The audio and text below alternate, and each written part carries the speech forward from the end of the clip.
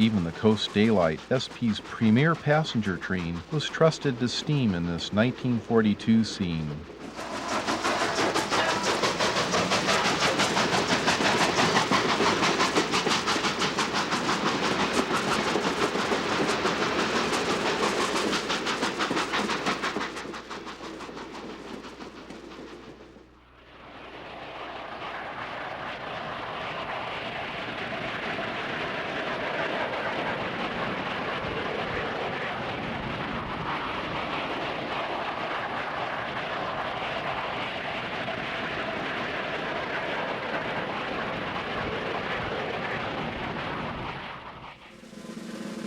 America was preparing for a war on two fronts, and the SP was ready to pitch in with all its resources to move men and materiel until it was over.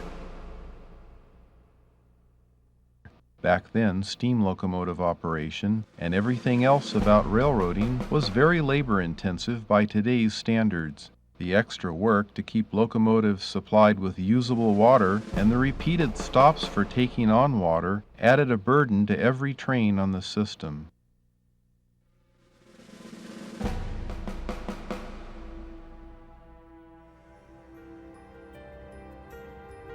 Men and women on the railroad back in 1942 were an army in size and scope, performing countless tasks.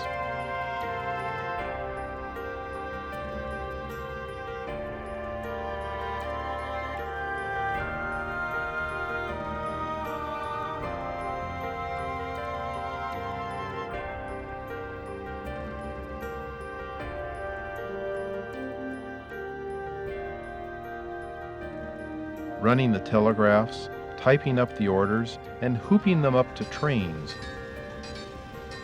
and flagging auto traffic at train time are some of the tasks that were necessary back then. Train crews were larger then to see to the numerous tasks of safe operation, not to mention the extra facilities and work that steam locomotives demanded. A fireman was necessary just to keep the thing prepared and running, allowing the engineer to concentrate on operation down the track.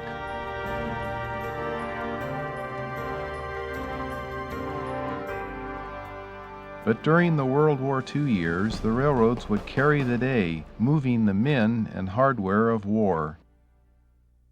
The pampered passengers on SP's luxury trains would soon be secondary to the movement of millions of troops by rail.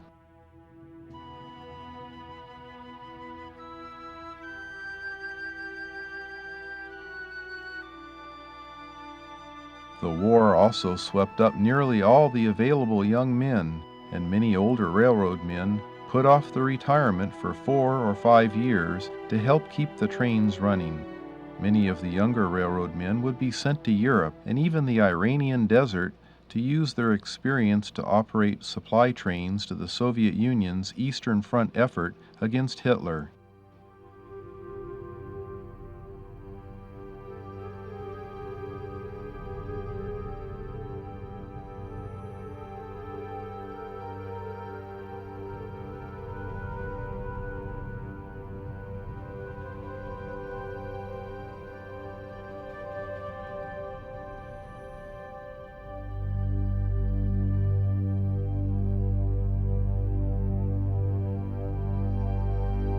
Everywhere you looked in California, you could see harbors full of new warships and airfields full of warplanes.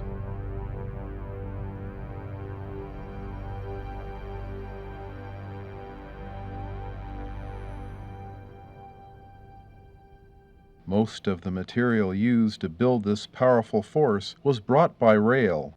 The Union Pacific and the Santa Fe joined Southern Pacific in this historic effort. Diesels were almost a back-burner item, and many major roads were forced to accept new steam locomotives as volume grew with the war. The War Production Board controlled all rail purchases, and the result left many railroads with new and under-depreciated steam power by war's end. It would delay, but not turn back the eventual tide of conversion to diesel power.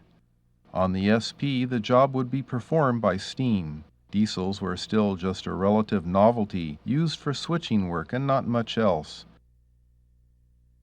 The war placed many restrictions on gasoline and tire supplies for the public. It was hard to imagine a future that would elevate highways and automobiles to a level that would challenge the railroads as a travel preference. Even the growing concerns about highway fatalities could not slow the trend. Plans to modernize the SP were deferred until the war's end. The volume of traffic for U.S. railroads went from 333 million ton miles in 1939 to 737 million because of the war volume. After the war, the volume dipped slightly and climbed steadily, with much of the volume shifting to the western railroads. The diesel would phase out steam power on the SP by 1957 to make these volumes possible with a smaller labor force. During these years, trucks and airplanes would force a lot of changes. Highways in the U.S. were still primitive, and trucks were only a threat to local shipping. This was especially true out west, where vast distances were best covered by steel rails. Eventually, the 50s and the Eisenhower administration would begin massive building of interstate highways as a strategic necessity to maintain the country's defense posture, and it would begin to greatly affect railroads in many profound ways. The government's money was also poured into aircraft development during the war and ever since. This constant development did much to assist the private aircraft industry that would take passenger, mail, and even some freight traffic away from the rail industry. During this era, lessons learned making bombers could readily be used to create better cargo and passenger aircraft. This and taxpayer-supported airports would make long-distance rail travel, a business that had only scenery to sell, as a draw.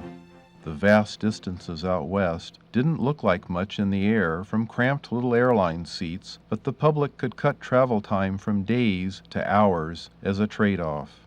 The SP made an effort into the 60s to preserve passenger travel by rail as an appealing choice. The diesels couldn't save the passenger train on the SP, but they put off the ending long enough for Amtrak to rescue the remains. The big prize was to keep the freight traffic. The evolution of diesel power would successfully address this issue and help the rail industry adapt itself to a future. Look on our website to add the entire video to your collection. And thanks for watching.